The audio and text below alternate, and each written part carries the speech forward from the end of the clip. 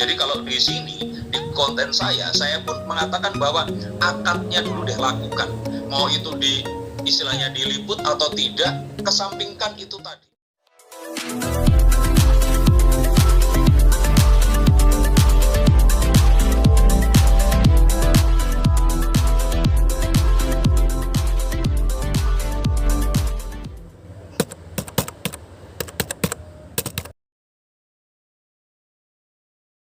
Sebenarnya lebih ke mungkin ke selebritian aja ya, karena jujur kalau sekarang ini yang terjadi, ini ada 3 teman saya yang lain pun. Ini salah satunya magician juga, namanya Russell Miracle, sama calon istrinya namanya Reta di sini.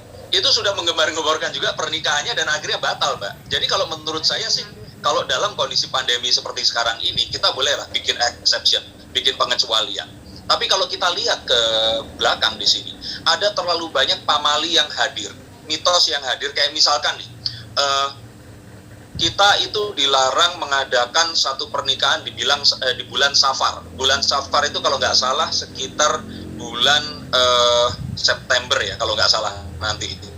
Karena apa? Karena satu tradisi di Arab sana, ini bukan tradisi Islam loh ya, ini tradisi Arab sebelum Islam itu masuk. Bulan Safar itu bulan kedua setelah bulan Muharram, dan di bulan kedua ini biasanya terjadi perang, orang-orang berangkat berdagang, jadi rumah-rumah itu kosong, sehingga muncullah sebuah mitos bahwa kalau kita mengadakan pernikahan di bulan yang bersangkutan, keluarga kita ini akan nggak pernah punya uang, akan selalu dalam kondisi yang miskin, karena Safar sendiri artinya adalah kosong. Nah, terus kemudian masuklah Islam, dan di Islam itu mengatakan bahwa nggak ada tuh namanya bulan jelek, semua bulan itu baik, nggak ada tuh namanya. Jadi saya pikir sih, tapi ini sesuatu yang sifatnya kontekstual ya. Saya ngobrol dengan seperti ini kan, ngobrol dengan seorang ini keturunan Habib juga ini, Mas Ricky Coleman ini, oke, Mas Abud, oke, dan terus ngobrol sama dirimu yang kebetulan juga muslimah. Jadi kalau menurut saya sih di sini, pamali seperti itu tuh cuman ya isapan jempol sih. Kalau saya pikir ya karena masalah pandemi aja seperti ini. Dan pengumuman pernikahan mereka ini nggak jauh hari loh, Mbak. Ini pengumuman pernikahan yang saya bilang itu lumayan mepet, dan kalau saya pikir ya ini masih tetap sebuah upaya dan ikhtiar yang positif kok. Nah, tapi kalau tadi ditanya secara konteks yang lebih menyeluruh, saya pikir nggak ada namanya pamali. Apapun itu, kalau menurut saya, selama berita itu baik, beritakan.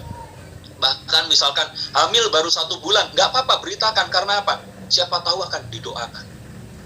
Nah, kalau saya pikir ini pamali atau tidak, saya bilang yang satu itu tadi adalah nggak ada, itu semua kalau saya bilang ya isapan jempol. Kedua sih kalau menurut saya kontekstual ya.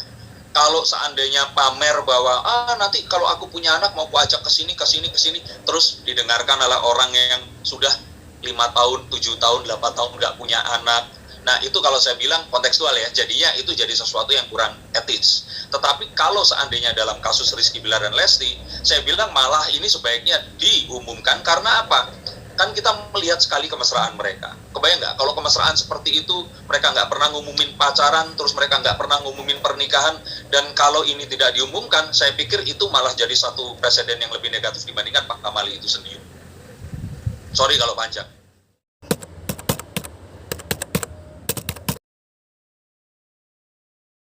Jawab dengan 2 poin. Yang pertama adalah kalau artis ini beda cerita ya, Mbak ya. Kalau saya bilang sih lebih ke misalkan kayak gini.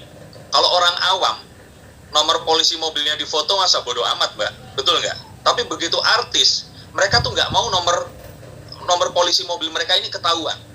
Iya kan? Mereka itu kalau foto, mereka sebisa mungkin itu nggak ketahuan. Karena takut apa? Ada tindak kejahatan. Nah, kalau saya pikir sama seperti motif yang sama itu tadi, mereka melakukan ini tadi.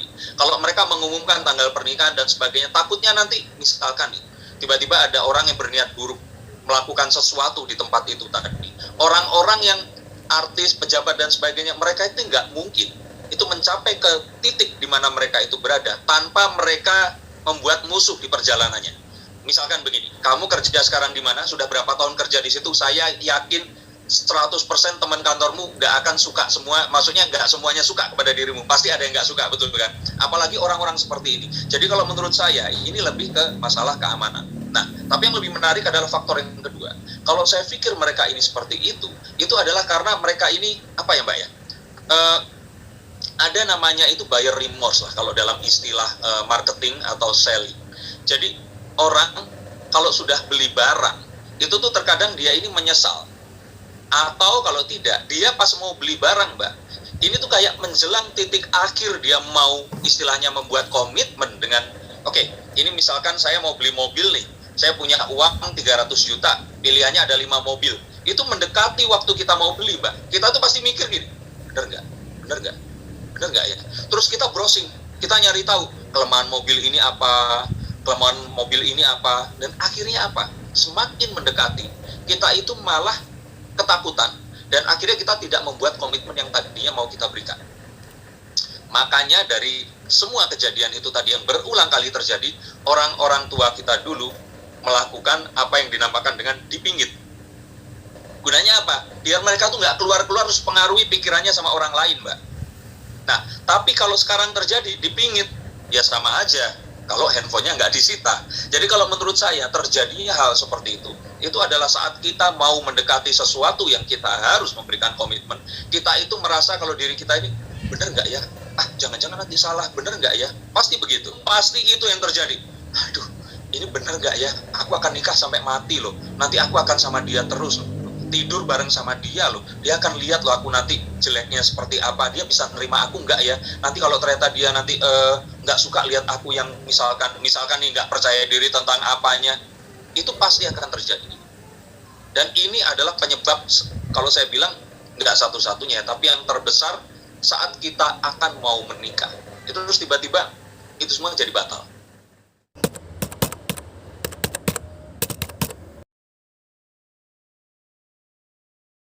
Masyarakat yang berpikir seperti itu, saya ucapkan kalian ini kurang kerjaan. Karena sebenarnya yang akhirnya mengumumkan tanggal pernikahan terus akhirnya jadi, menikah dan sampai mati, itu jauh lebih banyak dibandingkan orang-orang yang akhirnya gagal seperti ini. Nah, tapi kita ini kan menyorotinya ke yang kegagalan. Sama kayak misalkan kalau berita baik itu lebih susah untuk diberitakan dibandingkan kegagalan atau sesuatu yang buruk. Kalau ada kecelakaan di pinggir jalan, Mbak, penontonnya tuh lebih banyak, Mbak, dibandingkan kayak misalkan ada orang misalkan bagi-bagi nasi gratis seperti itu. Jadi kalau saya pikir di sini sih, ini apa ya, sakitnya masyarakat kita lah ya. Maksudnya sakit itu masyarakat Asia ini karena kondisi alam yang kita ini enak ini, kita itu kebanyakan waktu akhirnya ngehujat sesuatu yang atau membicarakan sesuatu yang nggak ada faedahnya, unfaedah seperti itu tadi. Jadi kalau boleh saya bilang, ini maaf loh kalau kata-kata saya kurang kontroversial dan nggak bisa dikutip jadi sebuah headline yang menarik di sini, tapi saya pengen memberikan satu edukasi ya, bahwa hal-hal seperti mitos dan sebagainya itu ini harus kita telaah. Dan jangan, kalau menurut saya kan orang-orang yang akhirnya berkomentar di sosial media itu adalah orang-orang yang akhirnya mereka ini punya cukup waktu untuk komen gitu. Dan orang-orang ini memang yang harus diedukasi. Makanya di sini Mbak, saya jadi peramal gitu, karena dengan profesi ini mereka mau mendengarkan saya gitu.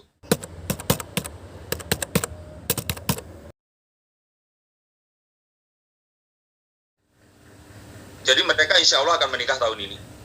Oke. Nah, cuman memang akhirnya akan ada a priori dari masyarakat, akan ada judgement.